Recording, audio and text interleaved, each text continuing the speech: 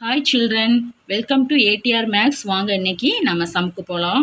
1.3ல மூணாவது சம் பார்க்கலாம். என்ன கொடுத்துருக்காங்கன்னு பார்க்கலாம். Given the function f is to, அதாவது எக்ஸ் வந்து x square minus 5x plus 6 evaluate பண்ண சொல்லியிருக்காங்க. F of -1, f of 2a, f of 2, f of x minus 1 4 இது கேட்டிருக்காங்க. வாங்க நம்ம சம்க்கு போகலாம். பாருங்க, X square minus 5x plus 6 அதை எழுதிக்கிட்டேன் நானே. ஃபஸ்ட்டு ஒன்றா நம்ம பிரதியிடலாம். அதாவது எஃப் ஆஃப் -1 அப்படி போட்டுக்கிடணும்.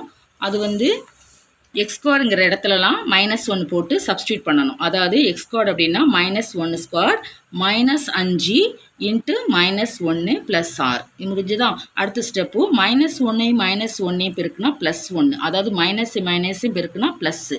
அப்போ +1 ப்ளஸ் -5 -1 பெருக்குனா ப்ளஸ்ஸு. அப்போ 5 1 பெருக்குனா 5 வந்துடும். ப்ளஸ் 6. இப்போ இவ்வளோத்தையும் கூட்டினா 12 வந்துடும். ஸோ எஃப் ஆஃப் -1 வந்து 12. அடுத்து எஃப் ஆஃப் 2a கண்டுபிடிக்கணும். அதாவது எக்ஸுங்கிற இடத்துலலாம் 2a போடணும்.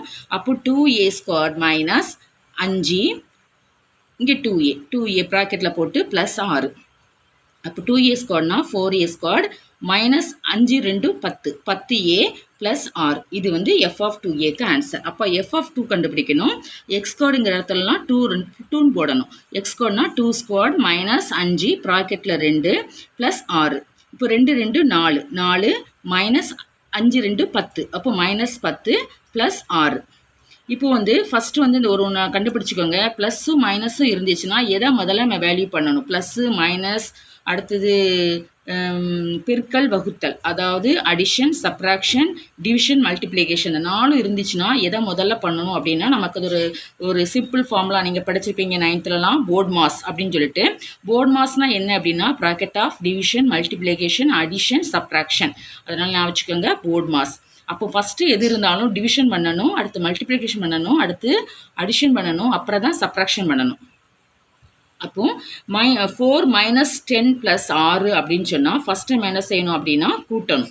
ஸோ கூட்டும்போது -10லேருந்து 6 அப்படின்னா பெரியதன் வேல்யூ தான் போடணும். பெரியதன் வேல்யூ என்னது? மைனஸ். அப்போ -4, அதாவது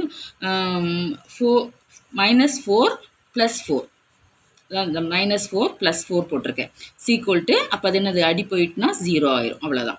அப்போ அதனுடைய வேல்யூ கண்டுபிடிச்சாச்சு. அப்புறம் வந்து எஃப் ஆஃப் எக்ஸ் -1 அதை வந்து எக்ஸுங்கிற இடத்துலலாம் சப்ஸ்டியூட் பண்ணணும். அப்போது எக்ஸ் -1 ஸ்கொயர், அதாவது எக்ஸ் ஸ்கொயருங்கிற இடத்துல எக்ஸ் -1 ஸ்கொயர் -5 எக்ஸ் -1 ப்ளஸ் 6. இப்போ எக்ஸ் -1 ஸ்கொயர் அப்படின்னா a - b ஸ்கொயர், அதாவது a square minus b 2ab plus b square. இந்த ஃபார்முலா அப்ளை பண்ணணும். இந்த 1க்கு மட்டும்தான் அந்த ஃபார்முலா அப்ளை பண்ணணும். அப்போது வாங்க எக்ஸ் -1 ஸ்கொயர் அப்படின்னா a - b ஸ்கொயர் என்னது? a square minus 2ab plus b square. அப்போ x square minus 2x plus 1 இதை முடிச்சுட்டு அடுத்து -5x, அதாவது அந்த 5x பெருக்கணும். 5xையும் பெருக்கினா -5x, மைனஸையும் -1ஐயும் பெருக்கினா என்ன வரும்? மைனஸ் பெருக்கினா ப்ளஸ் வரும்னு சொல்லியிருக்கேன். அப்போது +5 வரும், ப்ளஸ் 6. சரியாமா? இந்த இதை நல்லா பார்த்துக்கோங்க. -5xையும் எக்ஸையும் பெருக்கினா -5x, -5ஐயும் -1ஐயும் பெருக்கினா +5 ப்ளஸ் 6 போட்டாச்சு. இப்போ வாங்க சுருக்கலாம். எக்ஸ் ஸ்கொயர் -2x, அதாவது -7x, -2xும் -5xையும் கூட்டினா என்ன வரும்? கூட்டும்போது மைனஸும் மைனஸ் தான் வரும்.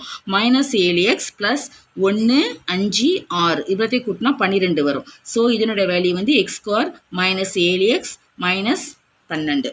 இதான். இந்த சம் யூஸ்ஃபுல்லாக இருந்தால் உங்கள் ஃப்ரெண்ட்ஸ்க்கு ஷேர் பண்ணுங்கள், சப்ஸ்கிரைப் பண்ணுங்கள். தேங்க்யூ.